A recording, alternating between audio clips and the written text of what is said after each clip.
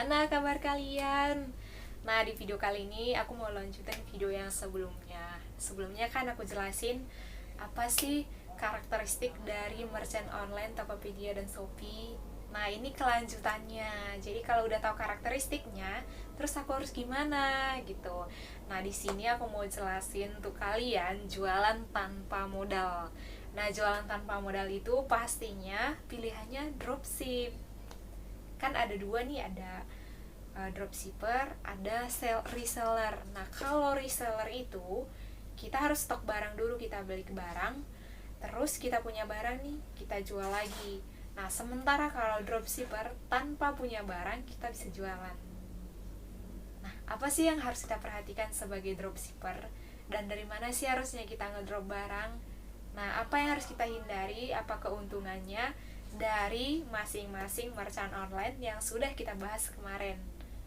Nah, ini pertama, yang namanya dropshipper itu kan kita ngejual barang orang, ngedrop, kita perantara nih. Jadi kita jual barang orang, kita nggak punya barang, kita jual ke orang lain. Jadi setelah orang lain pesan, baru kita kirim barangnya. Jadi tanpa harus stok barang, kita bisa jualan. Nah, itu namanya dropshipper. Terus yang kedua, dari mana sih kita harus ngedrop barang? Nah, aku ceritakan berdasarkan pengalaman. Aku itu buka toko di Tokopedia dan Shopee. Dan satu lagi Bukalapak, tapi Bukalapak nanti aku akan bahas belakangan karena Bukalapaknya masih tahap baru mulai dan belum berjalan. Nah, aku jual produk itu produk souvenir custom. Aku jualnya di Tokopedia, aku belinya di Shopee. Nah, barang-barangnya ini aku kasih nilai plusnya. Misalnya kalau mereka jual kayak hadiah bantal, nah aku tambahin lagi souvenir hadiah, hadiah ulang tahun, acara Kristen, acara lebaran, acara wisuda. Jadi aku mau nambah nilai plusnya aja gitu.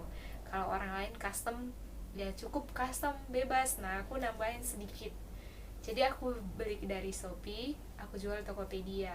Caranya gimana? Caranya semua produk yang di Shopee yang udah aku cek kecepatan respon dari suppliernya, terus ulasan dari tokonya, apakah tokonya itu ulasannya bagus atau enggak, terus stok produk mereka. Jadi aku pastikan yang aku jual itu stoknya itu 10 ribuan gitu, yang memang mereka produksi langsung. Nah, semua produknya ini aku pindahin ke toko aku di Tokopedia. Nah, nanti setiap yang ada order dari Tokopedia, baru aku pesan lagi dari Shopee. Begitu caranya. Terus, kenapa tanpa modal? Nah, ini nih, kalau misalnya aku jual di Tokopedia, aku belinya dari Shopee. Shopee itu ada namanya Shopee Pay Later. Nah, aku bisa beli dulu, terus nanti aku pindahin ke Tokopedia nih, resinya. Kalau orang beli dari toko aku kan kita perlu masukin resi. Nah, resi yang di Shopee tadi aku masukin, tinggal pindahin ke Tokopedia. Nah, belinya dari Shopee artinya kita bisa pakai Shopee Pay Later. Nanti setelah orang bayar dari Tokopedia, baru kita bayarkan lagi ke Shopee-nya. Jadi nggak punya modal kan sama sekali. Dan ini nggak bohong gitu. Nah, masalah harga, kita buat harga berapa sih? Sebenarnya untuk harga itu nggak ada masalah sebenarnya.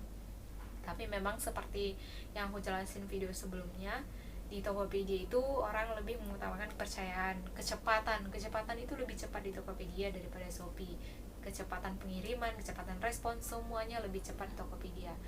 Nah, jadi kalau masalah harga sudah pasti di Tokopedia, harga yang lumayan mahal pun tidak terlalu berat untuk orang. Di Shopee harganya bersaing. Tapi lagi-lagi aku juga ngetes barang aku jual di Tokopedia, aku jual juga di Shopee. Nah, harganya aku buat lebih mahal di Shopee tetap laku juga.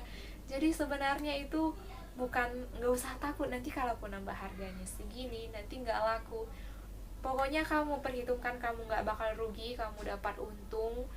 Terus perhitungkan biaya iklan. Nah, itu masalah beli atau enggak itu keputusan dari customernya. Cuman kan kembali lagi kita tahu nih sebatas mana sih wajar daripada barang yang kita jual ini dihargai gitu. Jadi tetap kita perkirakan ya, bukan sesuka kita. Misalnya kita naikkan 30% itu masih wajar. Jadi tinggal pilihannya ada di kamu.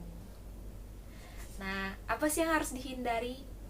Yang perlu dihindari, kalau pakai pengiriman ZNT itu resinya otomatis. Nah, misalnya nih kita punya toko di Tokopedia, terus orang pesan, terus resinya kan otomatis.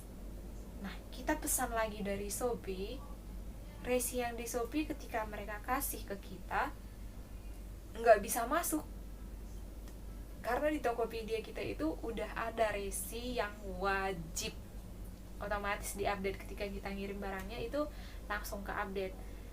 Memang bisa, jadi kita harus hubungi Tokopedia Care-nya. Kita bilang tolong dibantu ganti resi ini ke nomor resi ini. Terus kita kasih tahu nih bukti resi pengirimannya harus kita upload. Jadi repot, sangat repot. Jadi saran jangan aktifin resi otomatis di Tokopedia maupun di Shopee, nggak usah diaktifin yang namanya ZNT kalau kita dropshipper. Kecuali kalau kita punya barang, aktifin aja, nggak masalah. Nah, kemudian untuk tadi pertama masalah dropship itu apa, kita ngedropnya dari mana, terus masalah harga, sama yang terakhir tadi masalah pengiriman. Dan satu lagi yang mau kasih tahu ini tentang dropship. Apa sih keuntungannya? Kenapa kita harus dropship? Sebenarnya kalau kita punya modal tanpa harus dropship, kita bisa ngestok barang tanpa harus punya modal. Kalau kita punya modal, kita bisa buka toko. Nah, tokonya itu kita buka lagi di online. Ada online, ada offline, itu jauh lebih bagus. Kita punya gudang sendiri, kita bisa jual 2 kali gitu, bisa dari online-nya sama offline-nya. Tapi kan setiap orang nggak punya modal, karena banyak yang bilang nih, aku kan nggak punya modal 500.000, nanti modalnya kemakan lagi, gini lagi. Kebanyakan mikir. Jadi sekarang mulai deh, coba. Jadi dari Shopee itu menyediakan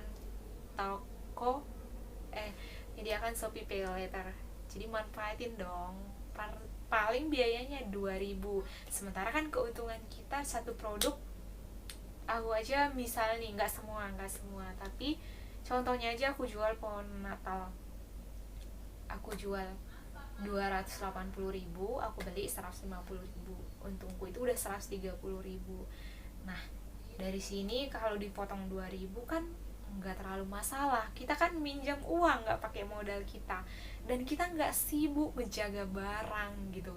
Kita nggak sibuk repot-repot. Apalagi misalnya kita ngekos, kita nggak harus, kos kita itu harus dipenuhi dengan barang, dan belum tentu barang ini juga laku. Apalagi kamu pemula gitu, kalau udah lama pasti paham ya ini nanti akan laku barangnya, ini enggak gitu. Nah, beda sama yang memang punya modal, punya rumah, itu mungkin it's okay. Nah, buat kamu pemula ngekos lagi atau rumah kecil dan sebagainya, gak ada modal, itu solusinya.